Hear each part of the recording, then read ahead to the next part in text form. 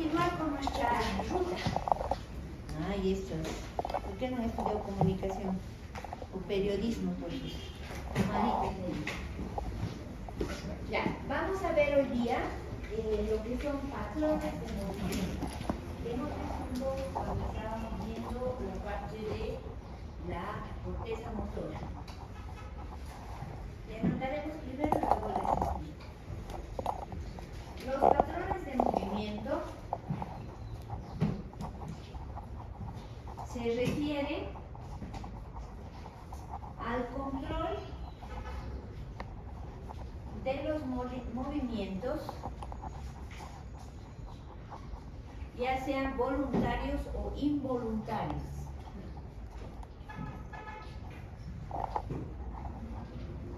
¿Cómo regula el sistema motor?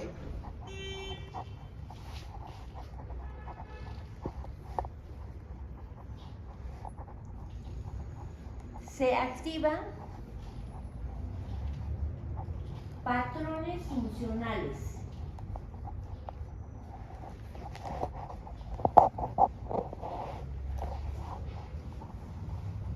Que pueden ser almacenados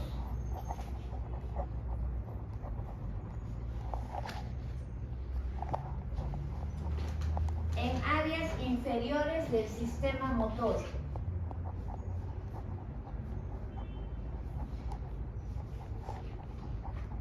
Ya sea tronco encefálico, ganglios basales, cerebelo y médula espinal.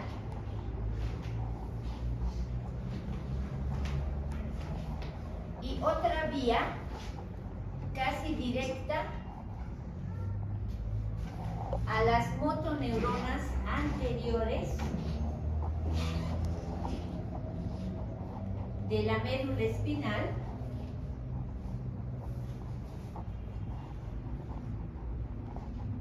por el fascículo córtico-espinal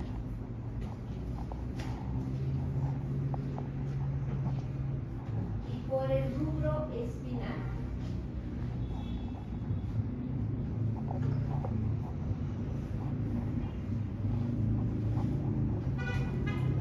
Por esta vía se realizarán movimientos finos de dedos y manos.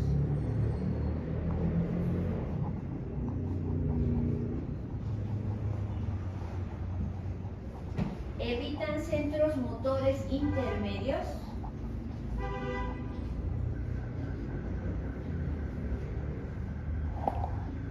y demuestran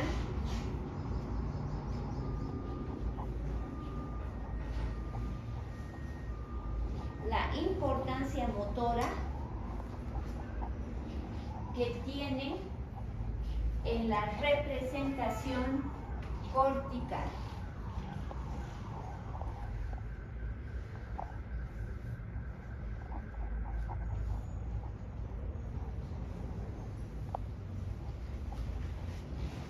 Ya, para nuestras neuronas.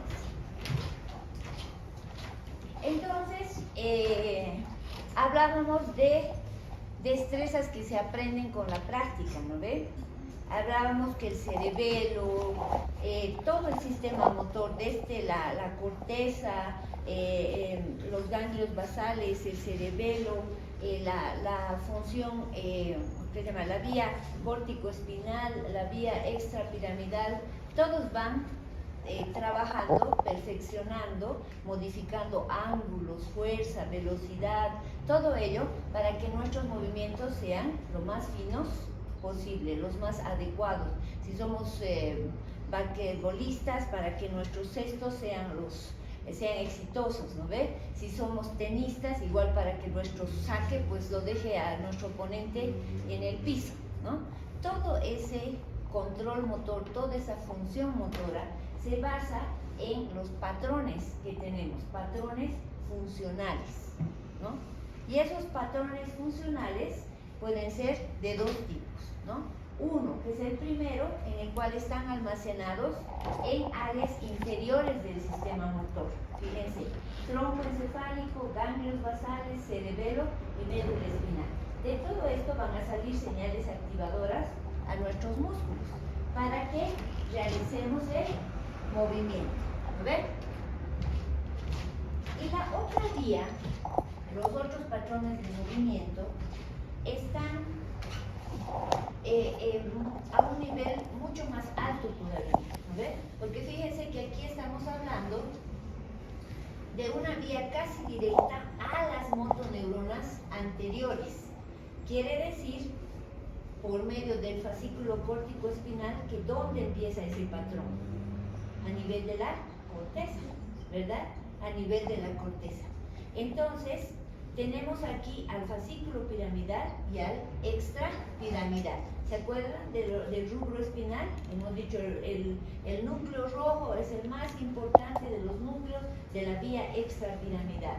Hay un fascículo córtico rúbrico espinal que es suplementario al piramidal y que los dos van a trabajar juntos para realizar los movimientos. ¿Ven? Veíamos eso en las anteriores clases. Entonces, ¿qué nos va a permitir esta vía casi directa? La realización de movimientos finos, la destreza que tenemos en las manos y en los dedos. Decíamos que por la vía piramidal, por esa capacidad que tenemos de oposición del pulgar al resto de los dedos, es que, digamos, evolutivamente somos la especie superior, ¿ya? Que solamente tienen eso los monos, a ver una pata de tigre. O sea, ¿qué puede hacer la patita de tigre? Correr, pero agarrar, tomar objetos, no. Los monos con esa capacidad que tienen, por ejemplo, meten un palito a un hormiguero, ¿no? Sacan la miel y pueden comer miel. Obviamente les mordisquean, pero que se llama, ya pueden conseguir la miel utilizando un instrumento gracias a esa capacidad de oposición del pulgar con el resto de los dedos. ¿Ya? Entonces, este patrón de movimiento nos ayuda a evitar centros motores intermedios, porque estamos córtico-espinales, o sea, es como que ya no son una serie de pasos, de estaciones, sino que tenemos una vía directa desde la corteza hasta las motoneuronas anteriores de la médula espinal. Y de las motoneuronas anteriores van a salir sus prolongaciones cilindroaxiales ya para hacer contraer a los músculos. ¿Listo? Muy bien, entonces, ¿qué tenemos? ¿Cuál es la importancia de esta vía? Evitan centros motores intermedios, la gran cantidad que puede haber. Ayer veíamos, por ejemplo, con los ganglios basales que tenemos una vía directa y una vía indirecta. En la vía indirecta tenemos un mapa, pero de esta forma. En cambio, en las vías directas generalmente es una línea recta, igual que como tomáramos un bus o un tren, ¿ya? Y este patrón de movimiento se explica en la importante representación cortical a nivel del homúnculo motor. ¿Cuál es la estructura más representada en el homúnculo motor? ¿Los qué? Los labios, muy bien. ¿Qué más? La lengua, el pulgar, la mano, los dedos de la mano. Perfecto. Entonces, este patrón de movimiento nos ayuda a explicar esa representación cortical a nivel central. Ya. ¿Está claro, verdad? Ya, ahora escribiré. La motoneurona superior está ubicada a nivel de las áreas motoras de la corteza.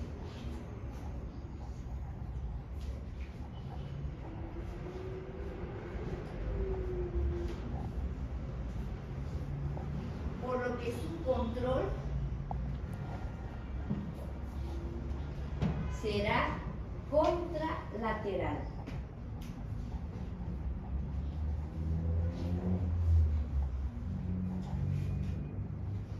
En el que los brazos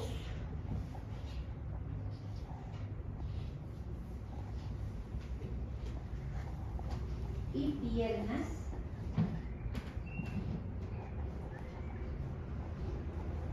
tienen un control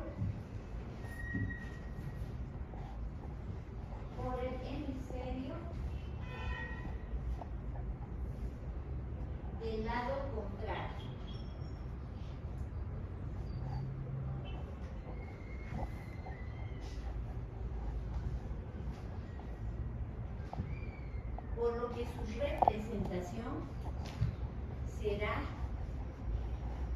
vertical.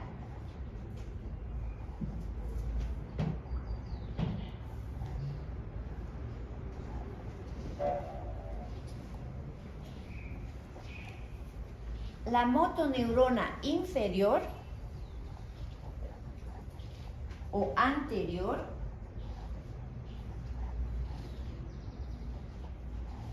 se encuentra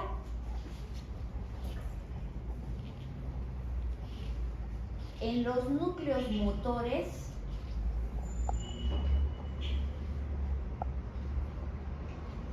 de las astas anteriores de la médula espinal.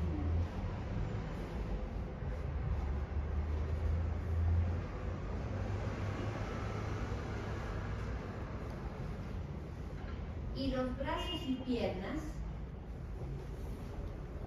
u otras estructuras, y los brazos y piernas u otras estructuras están controlados ipsolateralmente.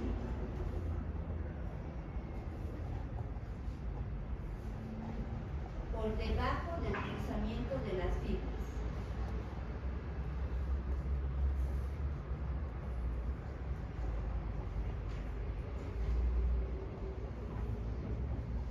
Por lo que en caso de lesiones,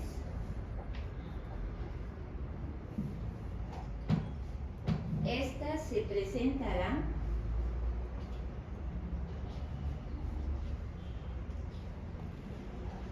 por debajo de la decusación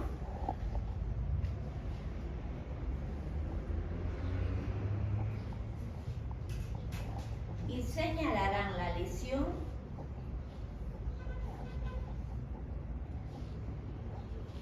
en el sitio dañado y por debajo.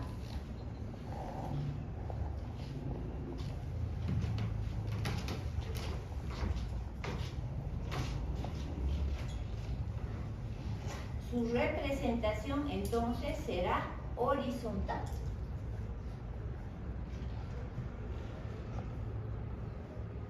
Ya.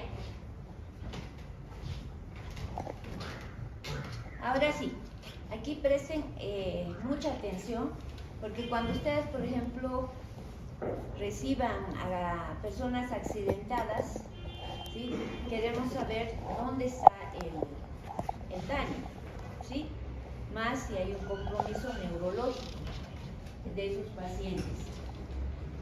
A propósito de eso, en Bolivia se registran más muertes en carnavales por el consumo de bebidas alcohólicas de los choferes que en el resto del año por otras enfermedades, ¿no? Entonces a veces es bien triste cuando llegan, por ejemplo, cuerpos de personas accidentadas o enfermos o que se llama pacientes ahí en muy mal estado al hospital o a la morgue, ¿no?, que no hay cabida para tanta cantidad de pacientes o tanta cantidad de cuerpos que llegan a la morgue. Entonces es horrible. Ojalá sería tan bueno que la gente no tome, ¿no? ¿Cómo vas a tomar si vas a manejar? O sea, si vas a llevar gente todavía. Pero bueno, se tiene varios de esos ejemplos tristes. 74 ha muerto este año, ¿no? En Potosí. Imagínense. Ya. Entonces, hemos dicho que tenemos dos patrones de movimiento, ¿ya? Un patrón de la motoneurona superior y un patrón de la motoneurona inferior. ¿De qué vía estoy hablando? ¿De qué color es el caballo blanco de Napoleón? ¿De cuál vía? La vía córtico-espinal o piramidal. ¿Dónde está su primera motoneurona? La motoneurona superior, a nivel de la corteza. ¿Dónde está su segunda neurona? En las astas anteriores de la médula espinal. No se van a confundir, ¿no ve? Es anterior porque si estamos en la posición anatómica, está en una posición anterior, ¿verdad? Ya. Pero también está en una posición inferior porque está debajo de la corteza, ¿sí o no? ¿Ya? Entonces, motoneurona anterior o inferior es lo mismo. No vamos a confundir. ¿Ya? Dos neurones hemos dicho. De la vía córtico-espinal. En la motoneurona superior vamos a tener aquellos cuerpos neuronales que van a dar origen ¿a qué fascículo? Está fuerte, ¿qué? Córtico espinal, perfecto. ¿Y qué pasa en el tercio inferior del bulbo con estas fibras? Se decruzan, pero no todas, ¿verdad? Más o menos un 90% sí se entrecruzan, pero un 10% se mantiene en el mismo lado, son ipsolaterales o homolaterales. Muy bien, entonces, si hay un daño, ¿sí? Si hay un daño en el hemisferio, para ustedes, ¿qué hemisferio es este? ¿Derecho? ¿No? Para ustedes.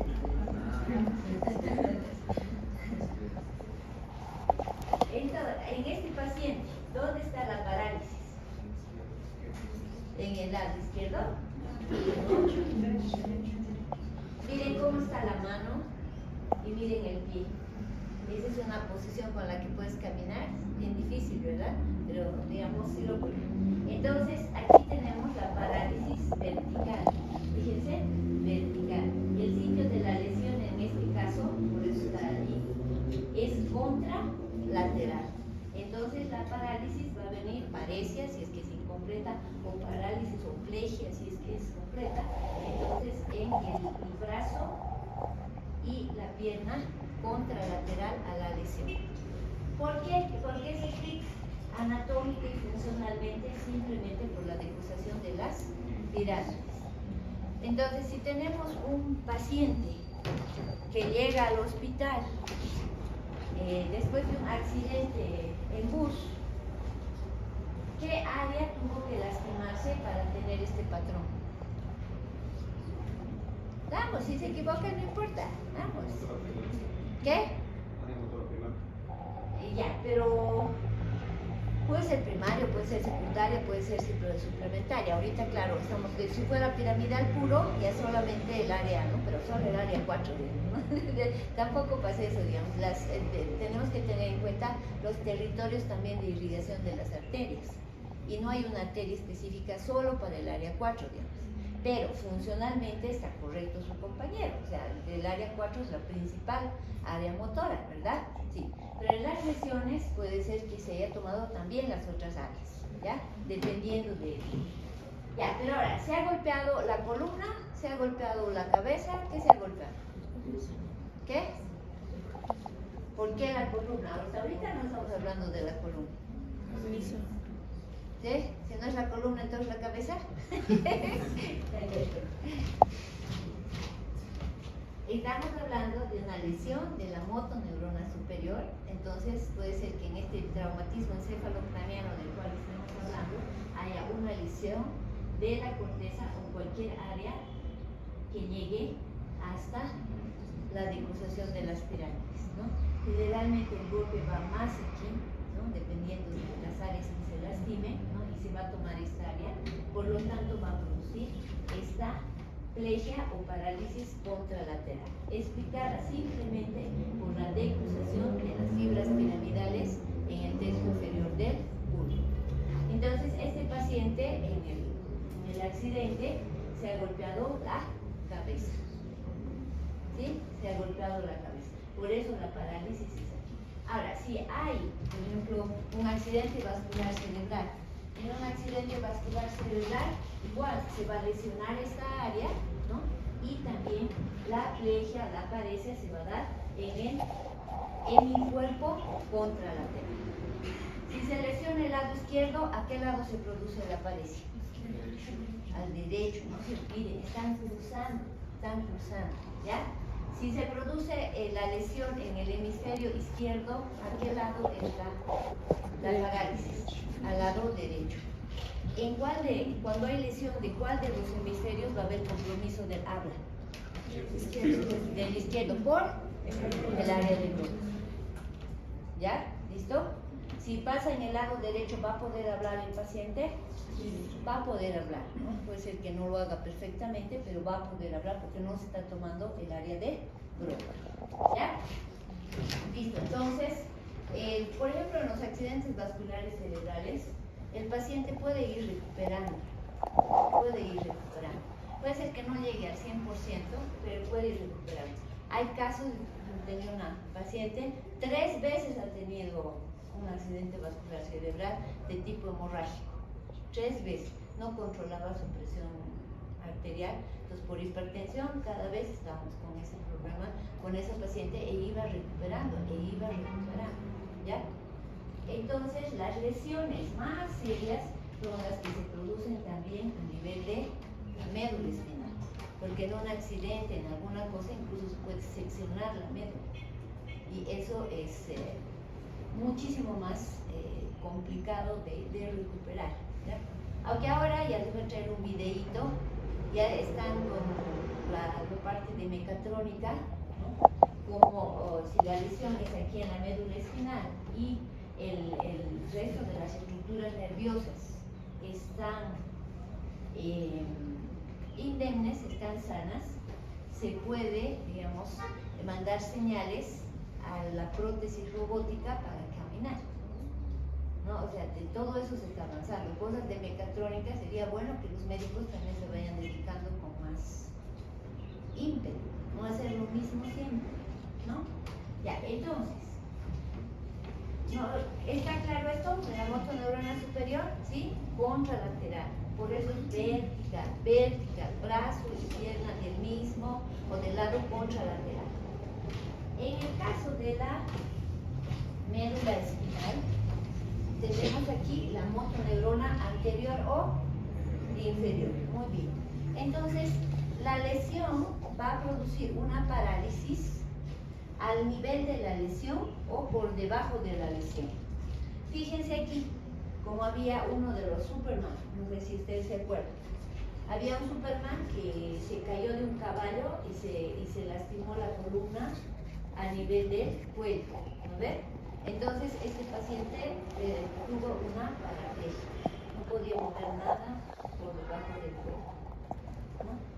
Ha gastado toda su fortuna ahí de hacer las películas de Superman tratando de buscar y apoyar el desarrollo científico para eso, pero hasta ese momento no se pudo, ¿no?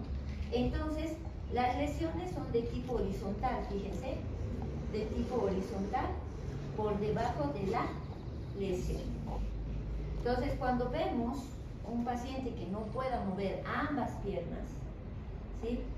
O ambos brazos, ¿no? En esta distribución horizontal, a ese momento rápido tenemos que pensar más en una lesión de tipo horizontal y de tipo motoneurona inferior. En un caso de un chiquito que se fue a tomar drinks el fin de semana y se cayó de un puente, y después cuando despierta en el hospital no podía creer que ya no podía caminar. Ahora, algunas veces, tal vez ustedes le han debido ver por aquí, que vende unos llaveritos de plástico en su sillita de ruedas, ¿sí? Entonces, todo tiene consecuencias, hay que tener cuidado con las cosas que se hacen, y esta distribución anatómica y funcional, estos patrones, nos permiten también una impresión diagnóstica sobre lo que le ha pasado a ese paciente. ¿Ya? ¿No se olvidan? Motoneurona superior, motoneurona inferior. Todo explicado por la decusación de las fibras córtico-espinales o piramidales. ¿Ya? ¿Listo? Ya, escribiré. Control bilateral. Patrones de movimiento con control bilateral. Los músculos del cuerpo, cabeza, cuello y tronco tienen una representación bilateral.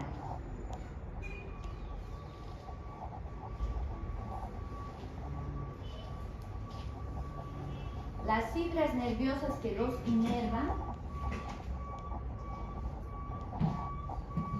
descienden generalmente de ambos hemisferios.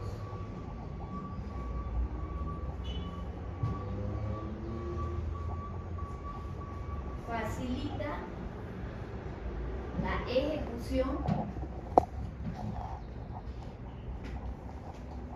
de movimientos suaves,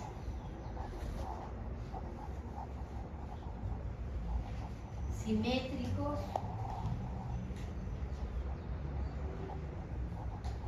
para hablar,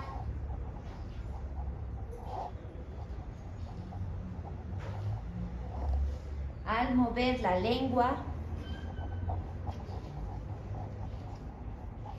labios,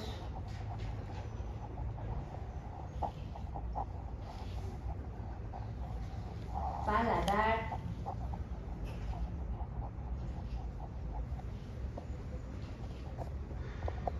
los músculos de la mandíbula, músculos abdominales y diafragma.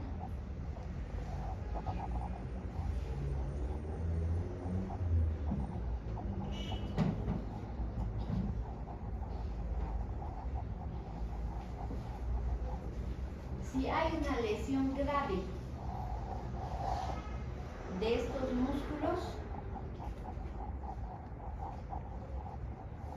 señala una lesión bilateral importante.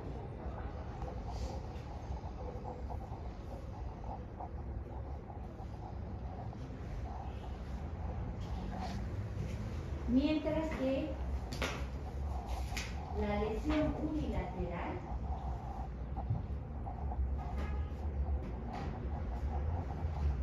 provoca daños menores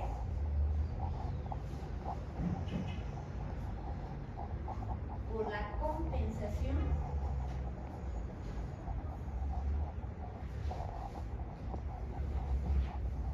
del lado contralateral.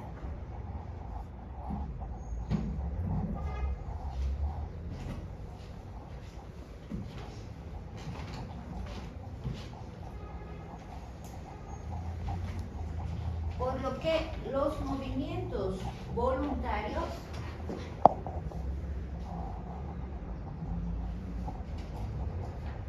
van a integrar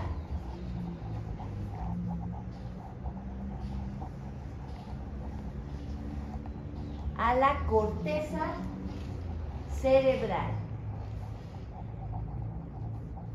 cerebelo y ganglios basales.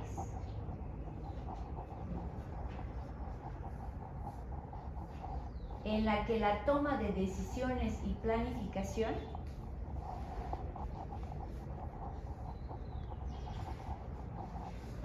está a cargo de la corteza.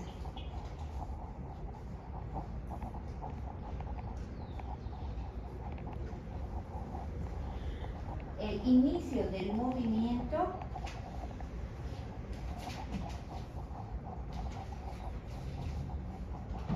a cargo de la corteza y el cerebelo.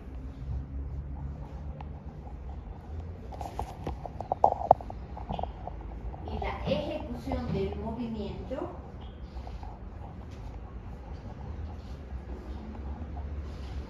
a cargo de las estructuras inferiores.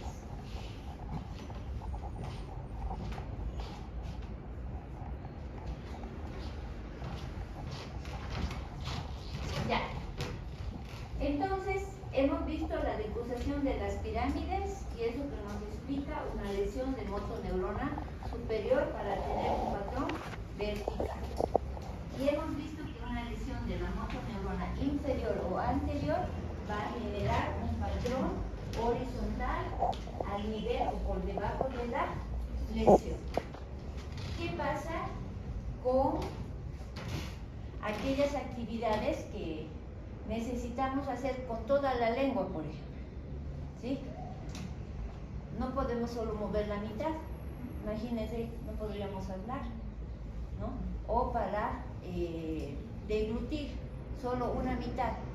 El problema que tienen los fonoaudiólogos con eso y los otorrinos, ¿sí?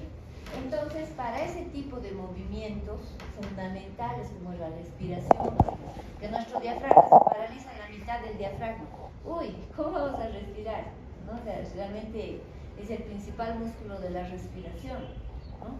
Entonces, para eso, en su infinita sabiduría, Dios ha hecho que tengamos el control bilateral, ¿sí? Control bilateral. ¿Por qué? Porque todo está diseñado para que esas actividades motoras en las cuales se necesita un control fundamental que no se puede parar por una mitad o por otra mitad, o sea que son fundamentales, como el habla, la deglución, tienen un control de tipo bilateral. Y aquí tenemos, no se olviden, las fibras directas, ¿no? Las fibras directas que siempre van a ser, como digamos, el salvavidas por si se produce una lesión posterior. Entonces, para todas aquellas actividades bilaterales, ya sabemos cómo está regulada la postura, la cabeza, el cuello, el tronco, y actividades importantes como la deglución, el hablar, el control es bilateral porque van a recibir información de ambos hemisferios en su control. ¿Ya? Y por último, con todas las estructuras que hemos visto en la parte cerebelosa, en los ganglios basales, con esto de los patrones motores, entonces tomaremos la decisión de qué patrón vamos a utilizar, ¿no? Si necesita que sea rápido, si tenemos más tiempo, o sea, vamos a utilizar la vía córtico-espinal si, como les decía el otro día, ahí explota algo, tenemos que salir corriendo, ¿verdad? Vamos a estar esperando que vaya allí, la vuelta por el ganglio basal, siga al otro lado y al otro lado. Hasta eso ya o nos ha comido el león o, que se llama, ya hemos terminado estallando también nosotros por la explosión, ¿ya? Entonces, estos patrones de movimiento son bien importantes para la toma de decisiones de la actividad motora voluntaria y también para que nosotros tengamos una capacidad de diagnóstica si la lesión se está produciendo a nivel de la cabeza o a nivel de la médula espinal. ¿Ya? Listo. Mañana vamos a empezar ya con un tema lindo que son los reflejos.